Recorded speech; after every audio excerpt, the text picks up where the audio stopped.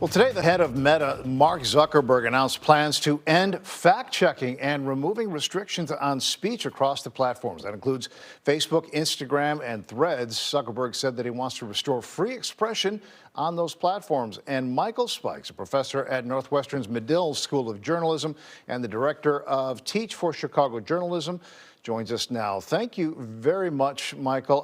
When we look back, it wasn't that long ago that Facebook adopted this fact-checking measure during the first Trump presidency. How did they implement it?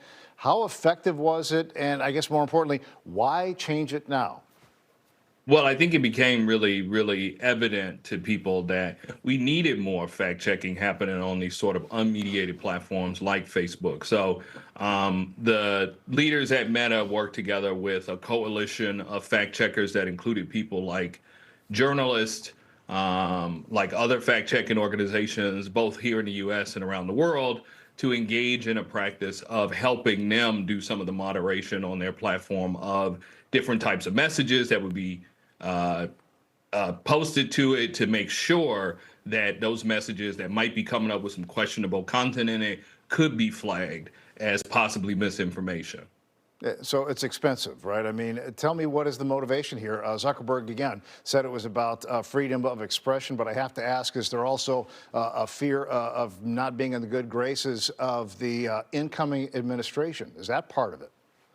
I definitely think that's a big part of it. I mean, we've seen the ways that lots of the tech executives have sort of come out and give support to the incoming administration to say we are looking for ways to work together with this administration in some ways to meet some of their bottom lines. And I think this particular move is one being made by Zuckerberg in particular to really be in the good graces of Trump, and really, I mean, it's the Republican leadership who really have shown themselves to be folks who, lots of times live in what we might call a fact-free environment and will be quick when somebody points the finger at them and tries to say that they've made a questionable claim or have said you don't have facts in that claim, to just scream that they're being censored and that their views are being censored on those platforms. I know this is throwing up, though, an awful lot of red flags. I know you have studied this. I want to get your thoughts about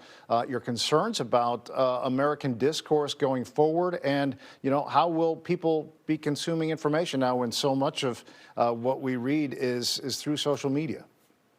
Well, I mean, as part of the full media ecosystem that we have in front of us, the growth of social media really puts in front of us a very unmediated system of getting information, sharing information, and receiving information that we use to make decisions, take actions, and know how to move through the world. And I think because of the fact that they are unmediated spaces, it puts the onus on the consumers of that information to be able to determine if that information is credible, what that information is being backed with, and so on. Yeah, And I think, you wonder if people will do that. Just a few seconds left here.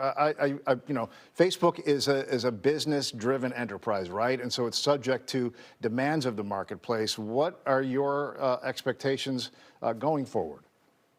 I think, unfortunately, what we're going to see is more and more of these instances of misinformation, really misleading people on these platforms. So just get ready.